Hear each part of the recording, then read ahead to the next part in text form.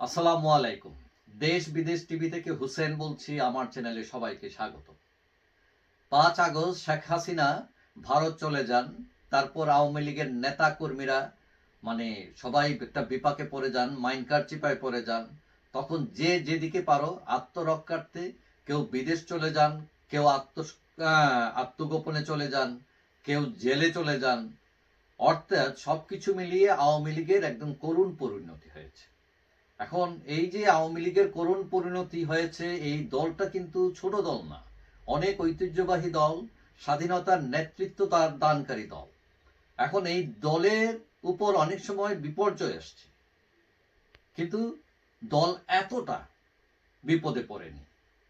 দলকে কখনোই পালাতে হয়নি, এইটার ইতিহাস নাই।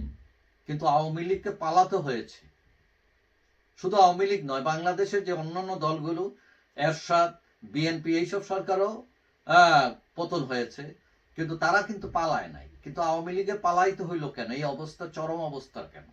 অনেকেই মনে করেন যে যত আওয়ামী লীগের যে বিশাল দল, লক্ষ লক্ষ কর্মী বাহিনী, তার সিংহভাগই হচ্ছে নির্দোষ। এরা কোনো দুর্নীতিও করে নাই, এরা কারোর প্রতি জুলুমও করে নাই।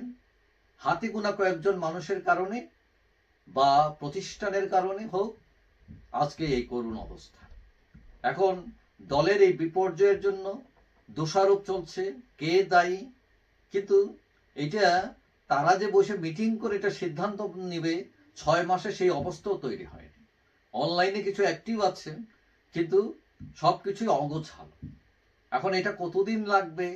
এখন কথা হলো, কোনো সমস্যা হলে, ভুলভ্রান্তি হলে, এগুলো আগে খুঁজে বের করতে হয়। অর্থাৎ আপনার রোগ কি সেটা নির্ধারণ না করতে পারলে আপনি কি ওষুধ খাবেন? এখন এই যে আওয়ামী লীগের এত কিছু হলো, এটার কারণ কি, কে দায়ী, এগুলো বের বের করাও দরকার আওয়ামী লীগেরই স্বার্থে। এখন কেউ কেউ বলছেন এইটা, কেউ বলছেন ওইটা। তো আপনারা কি মনে করেন যে আওয়ামী লীগ এই পতন বা এই খারাপ অবস্থার জন্য কে দায়ী? তো এখানে বিভিন্ন রাজনৈতিক দল, যেমন কাদের সিদ্দিকী, তারপরে সুহেল তাজ, এরকম অনেকেই, এবং বিরোধী যারা আছেন বেশিরভাগই বলছেন শেখ হাসিনা নিজেই দায়ী।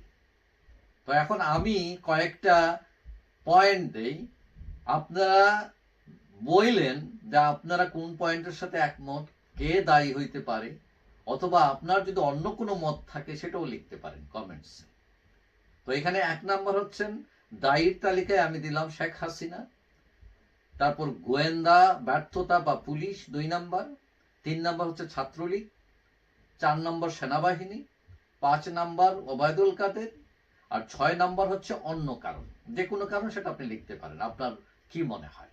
তাহলে আমরা একটা স্ট্যাটিস্টিক্স পেতে পারি যে আওয়ামী লীগ সরকার পতনের পিছনে কে মূল দায়ী, কার কারণে এই ব্যর্থতা, সেটা আপনি আপনার অপিনিয়ন দিতে পারেন। তাহলে আমরা বুঝতে পারবো যে আসলে এই আওয়ামী লীগের লোকজন বা অন্য লোকজন যারা অন্য পার্টি করেন, তারা অভিমত দিতে পারেন। হ্যাঁ, দিয়ে আমরা একটা ধারণা পেতে পারি যে এই আওয়ামী লীগের পতনের মূল কারণ কি। যাই হোক, সবাই ভালো থাকবেন। আশা করি দেখা হবে অন্য কোনো ভিডিওতে, ইনশাল্লাহ। আল্লাহ হাফেজ।